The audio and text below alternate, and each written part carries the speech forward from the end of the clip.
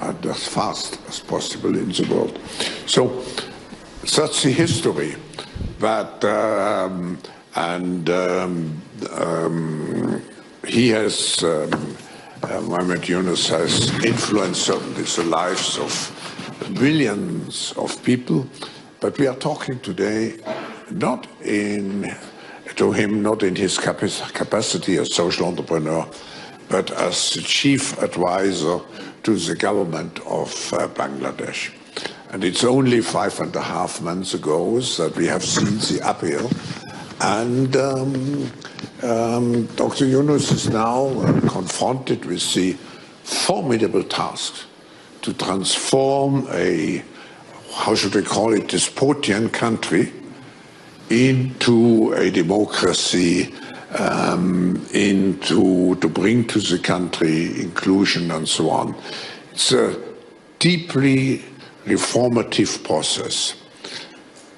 But let's hear from you. What is the challenge to transform a country which has lived for so many years under a kind of dictatorship, now to bring it up to the values you cherish for the future of the country? Well, thank you very much, Klaus. While you're listening to Klaus, you realize how deep a friend he is, because as a friend, he can exaggerate about me. So his extent of exaggeration tells you how deeply our friendship goes. And I'm very happy that I met him years back. At that time, people didn't pay any attention what I do. And somehow he liked the idea. And Davos is not supposed to be my place. I thought I'm somewhere outside of the purview of the discussions that take place in Davos. But he extended his attention to me and invited me to be here, to speak in the sessions. And the idea of social entrepreneurship came. He liked the idea. He created the foundation. And Hilde was the chair. I was in the board. Excited about it, that can get attention from Davos, from the World Economic Forum. And that word became known to the world. As a result, the notion, the concept, and the actions became something that you talk about and something that you want to get involved with. And that's got the Nobel Prize. He got the Nobel Prize. Thank you. So that the relationship came not because any personal acquaintance with each other, just the liking of the ideas and the actions that I'm representing, and that brings to the kind of mainstream discussion point, and people became interested in our work. While I'm still doing that, something happened in Bangladesh that I got involved with. Not that I was in any way planning or any way kind of ready for such thing, but circumstances led it that way. There is a student demonstration going on in Bangladesh in July this year. Basically, issue was a very simple issue. They are looking for job opportunities, equal opportunities for jobs, no kind of reservations for some category of people and others. That was the theme for their demonstration. But it's escalated into a situation where it's a confrontation between the government and the students became very sharp, and government started shooting at the young people. That changed the whole thing.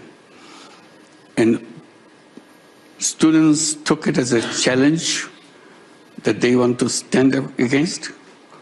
They offered themselves in front of the guns, took bullets, and they will not still leave the demonstration, will not leave the street. That's when it became unstoppable. Young people leaving home in the morning, going to the demonstration, started saying goodbye to each other, that we may not come back. That's the kind of situation that emerged. they're going to the battlefield. Both of them may not come back, one of them may not come back, and each one instructing what they should do to each other, family. And when the shooting goes on, the students don't leave the street. Simply, who were shot, they fall, and the rest come forward. And it went on for several days.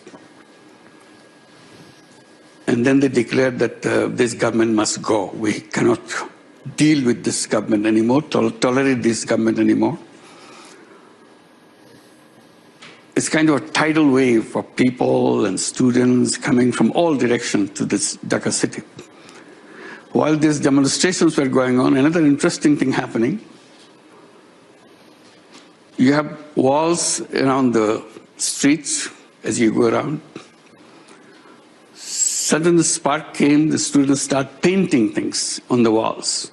The whole Dhaka city filled with all the street arts all over the city, expressing their desire, their expressions and their ambitions and their dreams. Most interesting part of the whole thing, there was no planning.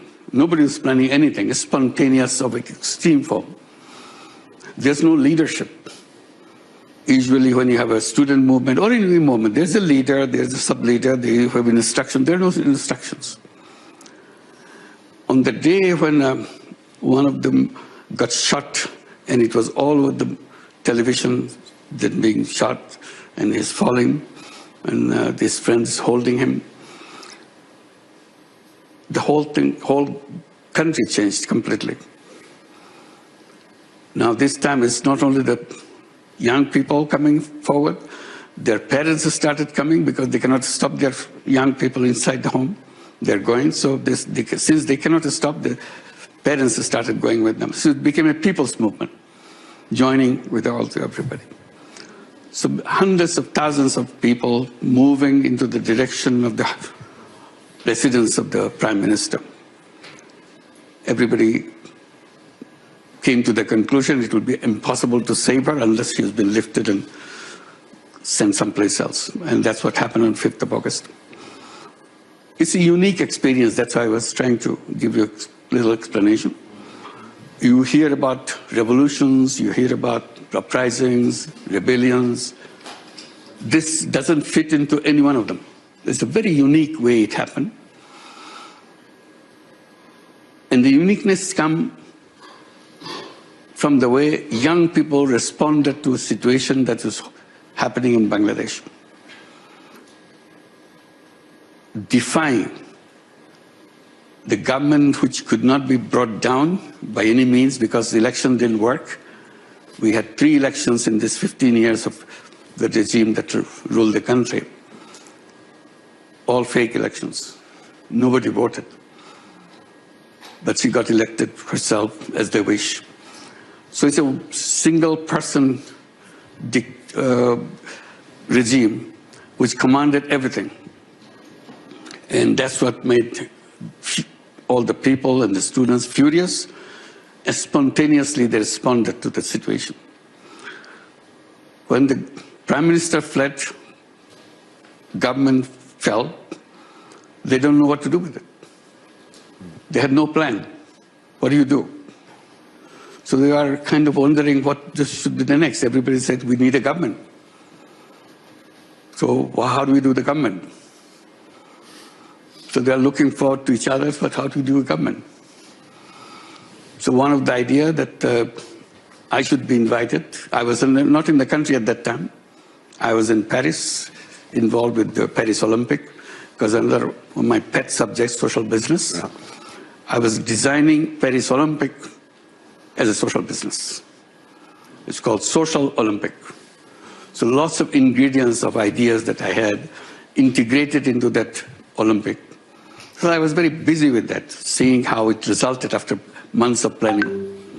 I was in Paris. Somebody called me up from home, and I was watching the development in Bangladesh and feeling very strongly about what is happening. So they invited me to come and form a government. What is that? Now, so my first response was, no, sorry, thank you. But they will not give up.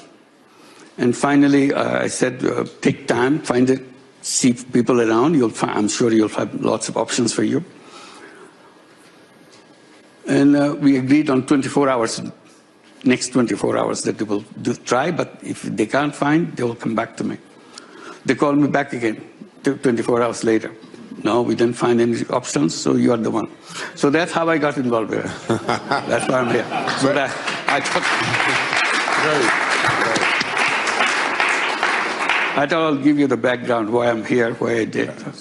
So you came into government, and normally when you have a new government, there's an elaborated governmental plan, but what you are doing is mainly based on 3 visions, because you want to achieve a situation where you can have elections, and the 3 visions are zero poverty, zero unemployment, and zero net carbon emissions.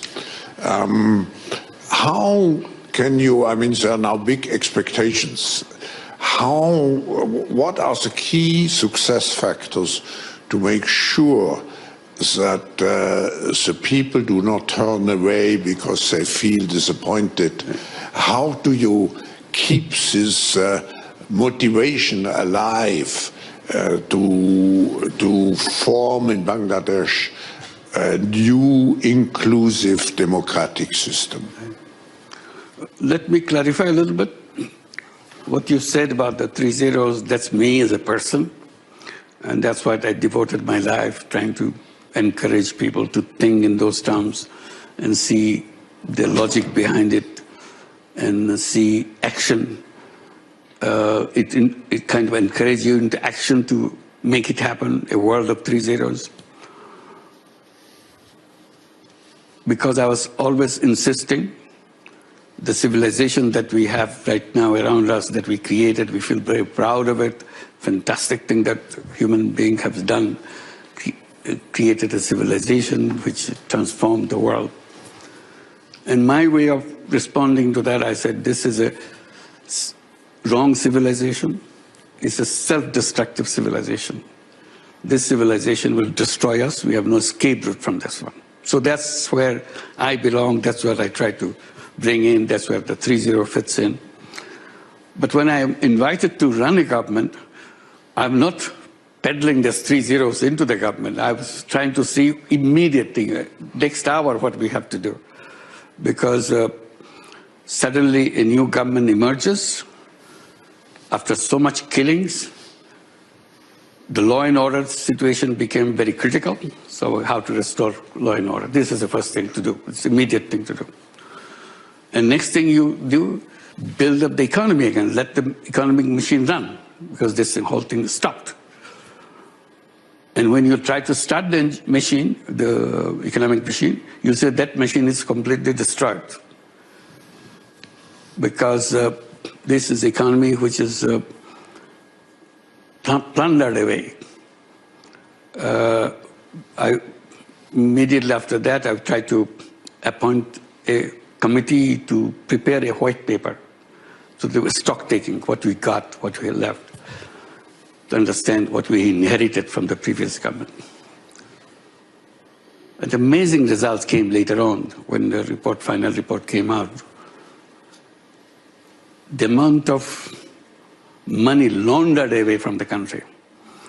From the banking system, the total amount they've calculated, it's about $17 billion from the banking system, just laundered away. Very simple thing, very easy way.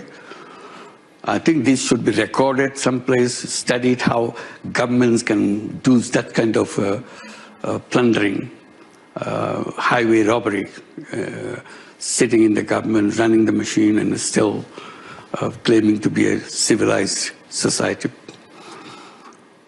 The simple way they did it, under the gunpoint, you let the board of the bank resign, and government or a person like the head of the government, Hasina, she puts her own people in the board and let let her friends and relatives take away as much money as they want by giving them loans. On paper, it's a loan.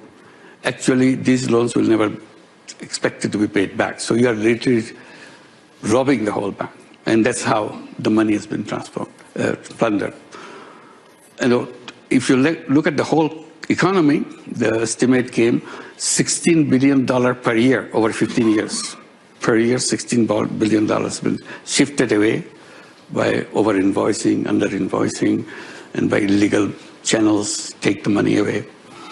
So you have an economy, as I was trying to describe, it's like suddenly you have a tornado, everything goes berserk, and you start wondering how do you start all over again. So the economy that we inherited was a kind of after that tornado of the economy. How do you start that? So that became our immediate thing, to how to put order in the economy. Our economy, first mainstay is our garment industry, the ready-made garment. USA is the main buyer. Whole Europe buys, but our number one buyer is USA. So we want to make sure industry keep functioning. So how do you do that in a situation? So our aim is to make sure that our exports, our businesses started taking place and so on. So how to restore the banking system, how to restore foreign exchange, how to restore the reserves, all these issues immediately engulfed into that. And luckily for us, in all things happening, tremendous amount of support from the people because of the terrible things that they experienced before. Many people disappeared, just not the shot the people, young people on the street. Throughout the 15 or 16 years of their rule, millions of people were put in jail. And I was one of them, waiting to be in jail. While I was in Paris, my friends and my family from Bangladesh saying, don't come back, this situation is bad. As soon as you come, you'll be in jail. So stay there. So that's the instruction I'm getting. While I'm coming here, I was appearing in courts. I have 190 cases against me. You can hardly move in it because some cases I have to appear in some courts. So this is a thing for me. And similar to me, millions of people were in jail on unspecified allegations against them, particularly if you belong to any political party which is against the regime, you have no escape route. So that's a kind of environment. You have to free those people who are in jail, how to do that, because there are cases, judicial system has to work. So those became our first priority to make that happen. Our main support is support coming from all directions from within the country. And we saw enormous amount of support internationally. Everywhere we went, there's an outpour of support for the people of Bangladesh and the uprising of the students, how to rebuild. The students were saying, we will have to build a new Bangladesh. They don't have to see anything connected with the old Bangladesh. So that's a big task for us. How do you define that new Bangladesh? How do you start that new Bangladesh? And we are committed to create that new Bangladesh. So case by case, you have to restore discipline of the government and the restoration of the bureaucracy, which was serving the previous government. So suddenly they are asked to do something different, which they never had experience of following the rules and procedures. They get an order, they carry it out. That's all they know. An order comes from one single source. So this became our main issue right at that time. And if I understand, the way you are doing it is you have created commissions. Yes. I think quite a number of those. And those commissions, I think it's important to highlight, are composed as much as possible in a multi-stakeholder way, so that the whole population is integrated in designing the new Bangladesh. Could you tell us a little bit more about those commissions and how it functions? The demands from the movement came that we don't want to go back to the old Bangladesh, so we have to build a new Bangladesh. So how do you do that? Where do you begin? Everything collapsed. So one first decision we took on every single item will create a commission, a reform commission. So you have a reform commission for constitution. They say we don't need that old constitution. We build a new constitution. So how do you start? Where do you start to build a new constitution? So we had the reform of the constitution. Then you have the election procedure. You have election without vote. We don't want to go back to that kind of tradition of election having no votes, nobody to vote. With the 16 years of time that the old regime was running the country, we had 3 elections, no vote. And then young people are coming at the voting age. For the first time they become voters. Every year they're becoming voters.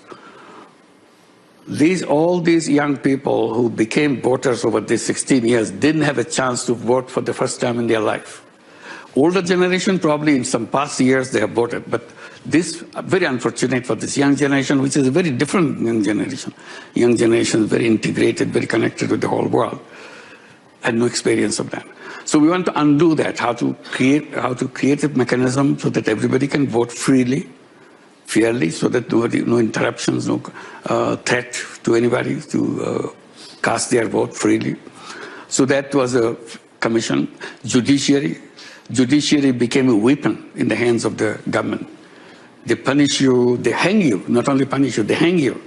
And many people were hanged during that period in the name of the justice. It's a fake justice. It was decided she should be hanged. She was hanged. Many people disappeared. Thousands of people disappeared. People don't know where they are. When the uprising came, we're looking forward to see where they went. Some we found in a little space, lived for 7 years, 8 years, 10 years. No, they don't know whether it's a day or night. It's a dark room. They're fed. They just touch the food. That's about they know. So wondering, what does the world look like now? So now we have a commission, the Disappearance Commission, to find out.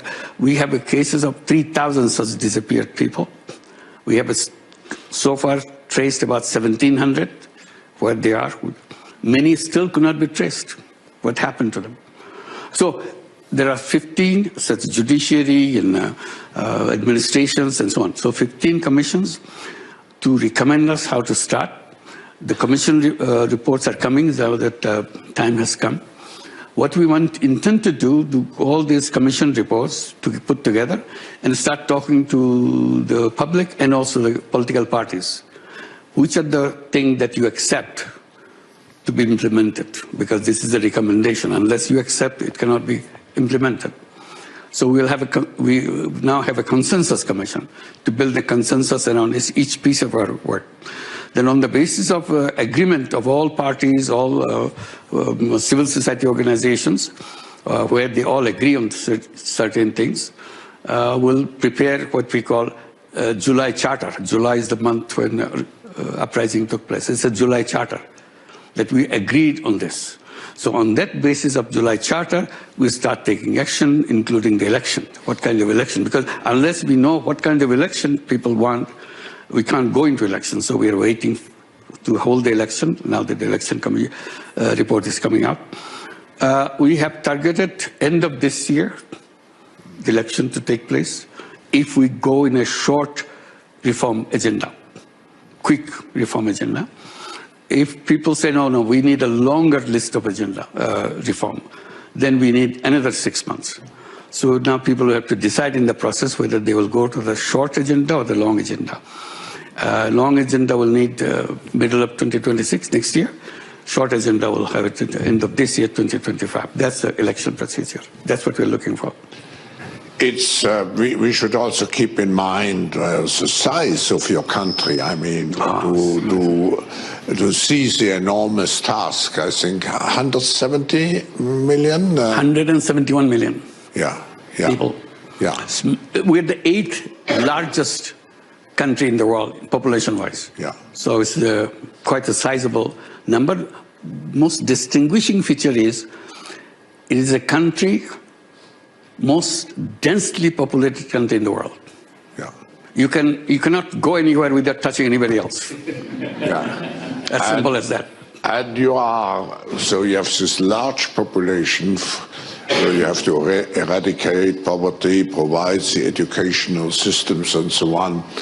And at the same time, I think you are one of the countries most exposed to environmental changes and degradation, with flooding and long term. I mean, we have the year of the glacier this year, and nobody expects glaciers in Bangladesh, but you depend to a certain extent on the glaciers in the Himalaya. We unfortunately come to the end of this session, and I have to say we all have to be not only full of admiration, but full of support, because that's what you need. But my last question would be, if you take all those conclusions from your experience, from your life experience, what would be your advice to the world? I mean, what is, if you want to, what I said in my opening speech, if we want to base our future on a constructive optimism, what keeps you optimistic? Optimism is about the new generation, young people. Every time I meet the young generation, I get mesmerized by seeing the possibility of these young people. I wonder whether I was at the age of 20 or 21, whether I'll be demonstrating on the street and take bullets and say goodbye to each other and do that.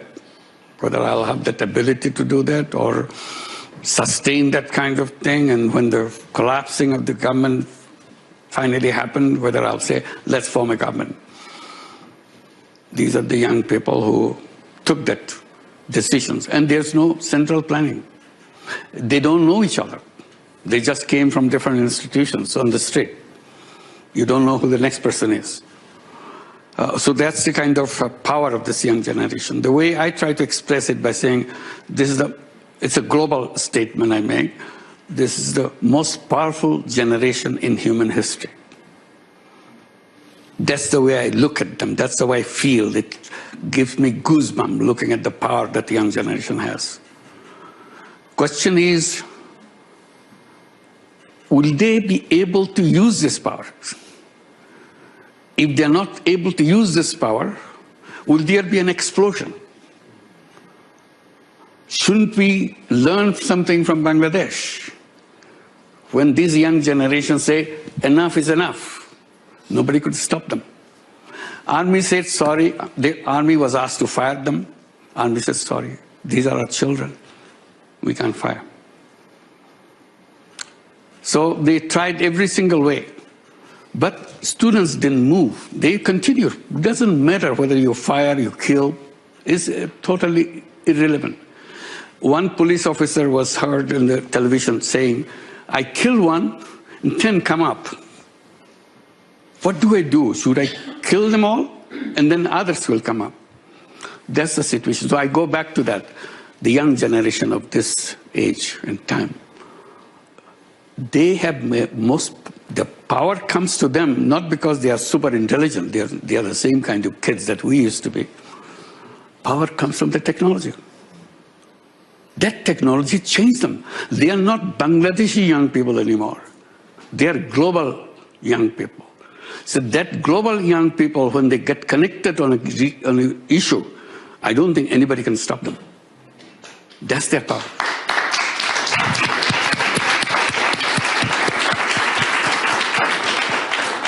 We keep on ignoring them just like we did to other kids. It's not that.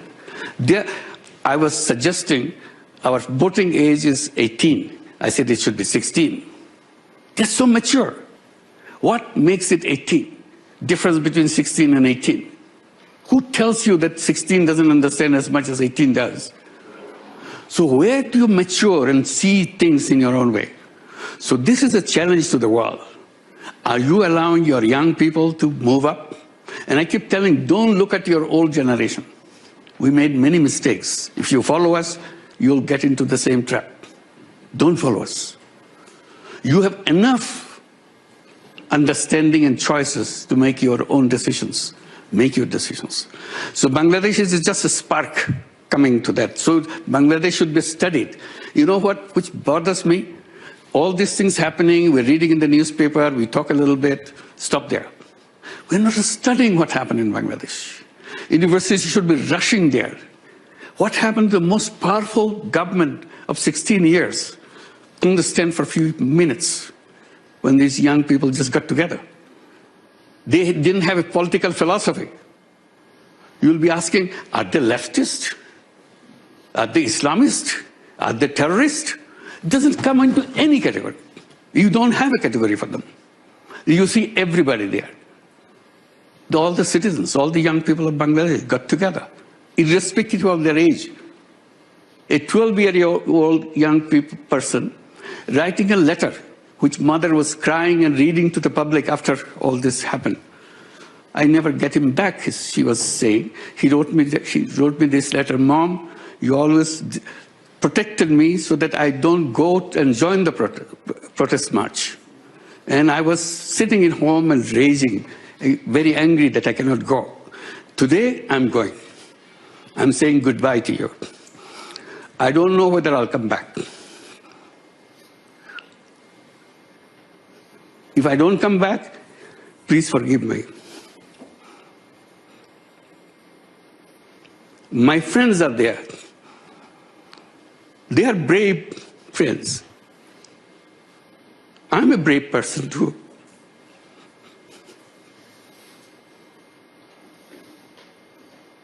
He went out. His dead body came back in the evening. That's what made this movement. It's not just a demonstration or another thing. It's a complete qualitative change that is taking place inside our society, everywhere. Simply somewhere it's still lying low. Somewhere in Bangladesh suddenly found an opening, expressed itself. So that explosion will come. We can't stop it. So we have to understand this young generation and prepare that. And that's where in the past I've been saying that our education system is wrong, treating these young people as if they don't understand anything. They're smarter than any other generation because of the technology they have. They know what you'll be teaching them today. There's nothing surprising for them. So this young generation, they can expand their views and create their own world. And I said, education system is wrong because they're preparing them to take a job. I said, job-oriented education is finished. Job to them is nothing.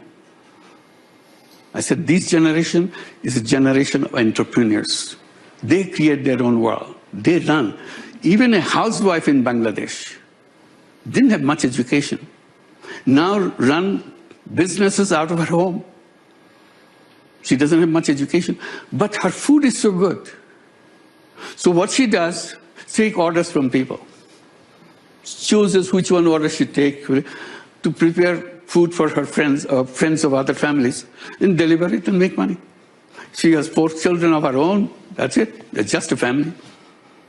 Go to remote village, somebody is selling saris on the Facebook. She doesn't know that this kind of business that somebody is doing. She's just figured out she can sell these few saris and then expand. So these are the talent of these young people. Job doesn't fit them, but we are imposing it on them.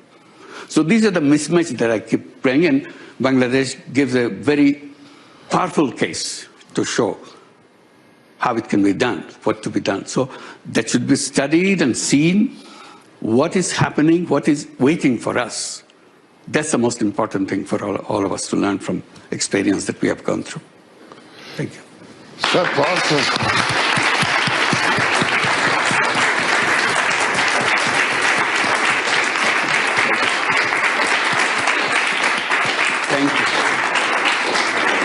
Thank you. I don't have to make a conclusion. I think it was an exceptional half an hour with a visionary man and an exceptional man and an exceptional vision and mission. Thank you. Thank you. Thank you so much. Thank you.